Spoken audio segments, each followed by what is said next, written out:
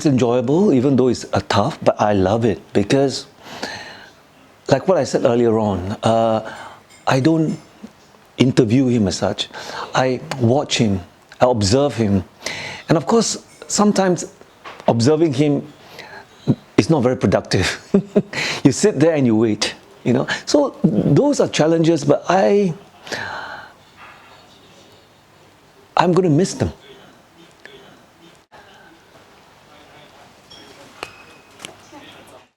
If there's one person that can name to say he lives for art, and that would be Lim Tze Peng. I know that when you talk to him, he can talk about a lot of things, but invariably it will go back to art. Invariably it will go back to what he's painting today.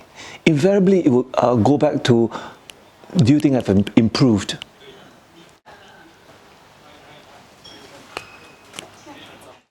Passion is used all the time.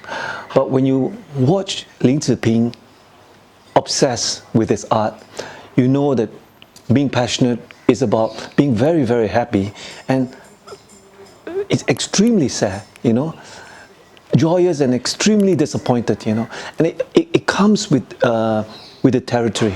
It comes with being obsessed. I observe and I admire this thing called passion, this thing called joy, this thing called disappointment, because that is art, and that defines him. And I'm very happy and grateful that I witnessed it so many times while doing this book. Yeah.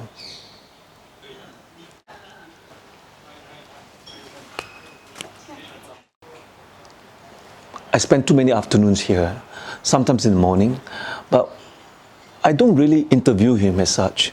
I wait and wait. I watch him and I wait. The people in the room may ask him a question and he will talk, but I wait for moments of clarity. And when he's very clear, that's if he's rested very well, he comes up with gems.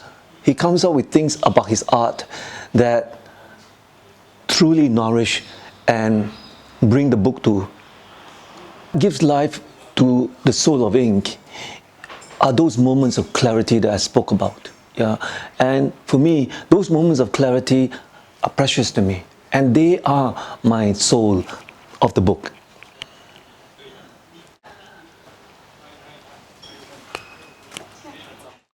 To be a good artist, you need to be a good person first.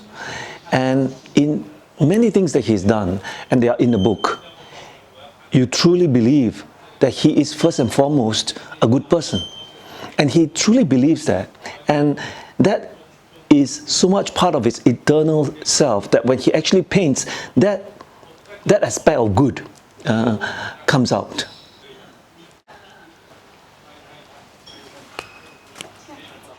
You know, so sometimes when I look at him, it's a bit like his hands have extensions and they are brushes, you know.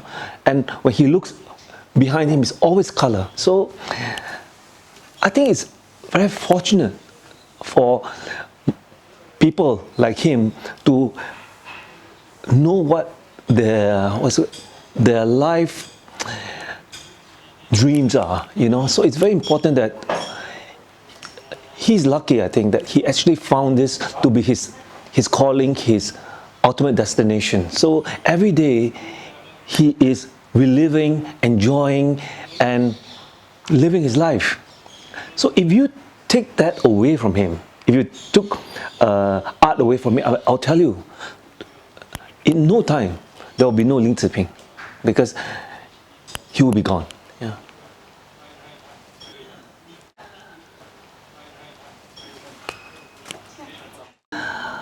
He once told me that I said, you don't talk about anyone that I know in a very negative sense.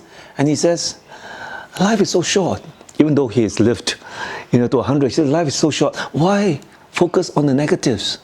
So you realize that the reason why this man lives to 100 and probably many more years is because he focuses on the positives. You know, so of course all these things become cliche when we talk about it.